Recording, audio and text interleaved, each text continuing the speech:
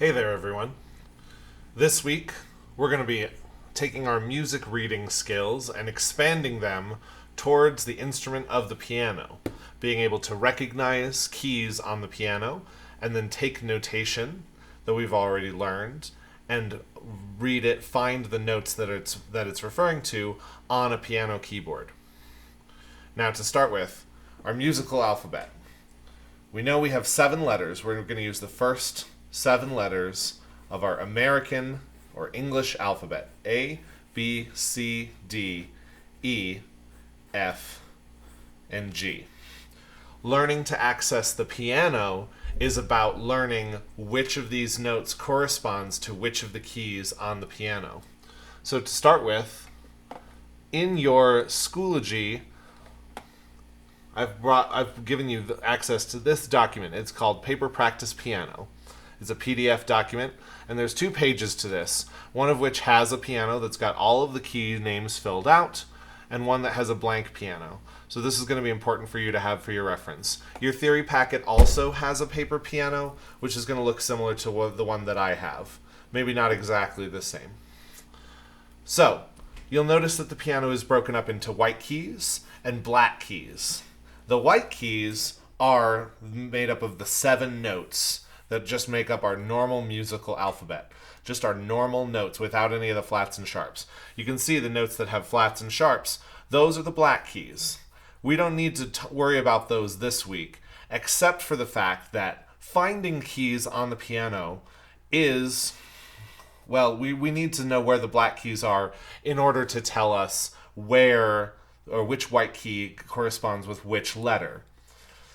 You'll notice that the black keys are grouped in 2 and then in 3, and the pattern repeats 2 and 3, and it just goes that way all the way up the piano. This is your landmark. This is how you're going to find out which keys are which. You're looking for the group of 2 or the group of 3. Now, the important thing for you to know, therefore, is which 2 white keys don't have a black key in between them. And as you can see on my piano, it's B and C. I'm going to draw a little caret between those 2 notes to indicate that there's no black key between them. There's just a half step or a minor second between those 2 notes. Then that it also occurs on E and F. Every time I come across 2 white keys with no black key in between, it's either going to be B or C or E or F. Therefore, all of the other white keys, and therefore all of the other letters, have black keys in between. Let's just draw them. There's one between C and D, and then one between D and E. That's my group of 2. When I find my 2 black keys, those notes are C, D, and E on the outsides and in between the group of 2 black keys right there. And then I'm going to just go ahead and expand my notes up here a little bit, and I'm going to go expand them the other way as well. Then in between F and G, we've got a black key. Between G and A, we've got a black key. And between A and B, we've got a black key. Between B and C, of course, there's no black key. That's one of my half steps. So then I have my group of 3. The group of 3 then corresponds to those 4 letters, F, G, A, and B. And then this pattern repeats over and over and over again. B, A, G. There's another group of 3, followed by another group of 2, and so on and so on and so on. Okay? So when you're working through these music theory assignments that you'll be given, primarily your job is to learn how to use those groups and identify the notes very quickly. A document like this will be helpful. Your paper practice piano will be helpful as well. You want to get to a point where you get so good at this that you can do it just like this without any of the letter names written in for you. You just know immediately that that one's C, that that one's F, etc. So let's look at the assignments in context, see what we've got to do here. The first assignment that you should do is this one, which is keyboard note identification, not keyboard reverse identification. We'll talk about that in a second. So for keyboard note identification, they're going to give you a keyboard on the piano, and they're just going to highlight one of them red, and you have to figure out which note that is with reference to one of your practice pianos or the little chart if you've drawn that for yourself. So when looking at my groups of black keys, there's 2 black keys, and we're on the outside of that group of 2, so that's an E. And we got it right, it turned green. Here's another group of 2. We're on the outside, on the top. So that note is an E as well.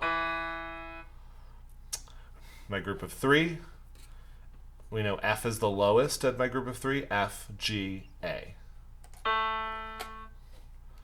Group of 2 at the top, E. Super easy, super quick. There's going to be a lot of these in this assignment. You're going to have to complete 100 of them. But the idea is that you should, if you're doing it correctly, if you're practicing well, you should be able to go very fast and identify these super quickly. D, B, E, F, C. This is the first lesson that anyone who's learning to play the piano learns how to do, is just identify every key on the piano, find all the C's, find all the E's, etc. Unfortunately, they pretty much all look the same. The only one on this keyboard that looks a little different is this top key, because we don't have a group of 2 notes. We don't have any black keys to reference it to. But if we know the name of one key, we know them all. So if I know that my group of 2 then has an E, I can just step it up, just like I would with a staff. E, F, G, A, B, C. That's a C. So when that one comes highlighted, you'll know what to do. Now, the more challenging step of this process is the next assignment. I want you to do this one first. And then the second one is called keyboard reverse identification. In this exercise, I've been given a note on my bass clef or on my treble clef staff, and I'm being asked to identify it and find specifically the key that goes to. Now, this is a G, we know because we know our bass clef space names, A, C, E, G. But I can't just pick any old G on the piano. I have to pick the right one. How do I know which one's the right one? Well, your most important guiding point is going to be C3, or rather C4. C4. It's the C right in the middle of the piano. And true to form, it's actually called middle C. The reason it's called that is not just that it's in the middle of the piano, but it's also in the middle of the treble and bass clef staffs. When you read piano music, it's read on what's called a grand staff, which has a bass clef and a treble clef staff stacked vertically like this. Now, the cool thing about middle C is it's one ledger line below the treble clef. This is E, D, C. But it's also one ledger line above the bass clef staff. A, B, C. This C, middle C, is also called C4. So that's this C, right here in the middle of your piano staff. The numbers then get lower as we get lower on the octave.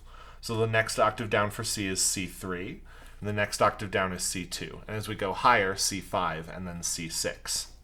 Most of the time, anything that is in the treble clef staff is going to be C4, between C4 and C6. Not always, but most of the time. And most of the time, anything that's going to be in bass clef staff is going to be between C4 and C2. So it's going to be on this half of the piano. Now, I know this is a G, but now I have to figure out which G it is. Well, let's look at C4 as a reference. C4 is here, one line above the bass clef staff. And I know where that note is, so I know where all the notes are. Let's step it down. C, B, A, G. There's my space. That's the note I'm trying to identify. So it's going to be the G below C4. C, B, A, G. We got it. Now, this is also a space note on the bass clef. A, C, E, G. That note's an A. But this is going to be quite a bit lower, right? So now I know where this G is located. That's the G below C4. So we can just kind of keep counting our way down, right? Let's do it on the staff. G, F, E, D, C. This is C3. I'm going to go ahead and draw in my numbered C's so I can just use them really quick as landmarks. And let's go ahead and find out where the next one is.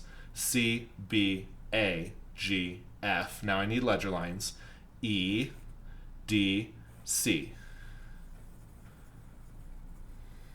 2 ledger lines below the bass clef staff is C2, and yes, they can ask you to go that low. Then let's go up. C, D, E, F, G, A, B, C. That's C5. 1 octave higher than C4. Let's keep going. D, E, F, G. Now I need ledger lines. A, B, C. That one's C6. Knowing where these C's are gives you a really quick, easy reference for where my notes on the staff are going to follow. So this A is on the bass clef staff, and it's in between C3 and C2, which means it has to be C, B, A, that note. Having these landmarks drawn in for you really makes this process very quick. Now I'm in bass clef, and I'm actually above middle C. I'm above C4 this time. C, D is what that note's called. So we're going to be on the D above C4.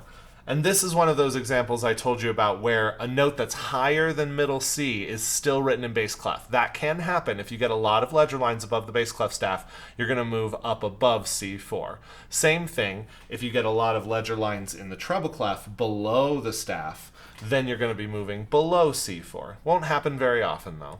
There we go, that's a D. So now we're in treble clef staff. Let's look at our treble clef notes. It's between C5 and C4, and that note is an E. So it's going to be the E above C4. 1, 2, right there. This one's easy. We've already got a reference pitch marked in for ourselves. That's C, A, C, E, G. Which C is it? It's C3. It's right there on the keyboard. It's kind of tiny to see, but in gray, they've labeled all of their C's for you, which is really helpful. Cool, one more. This is in the treble clef. That's an F, and it's in between C5 and C4. C, D, E, F.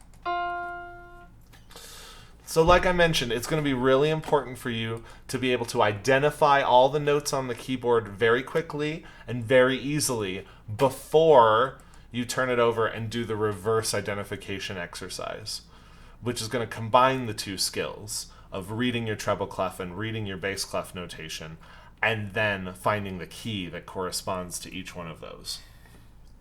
So go ahead and chart out all of your C's for yourself. Make sure you know what all of them look like, and have fun.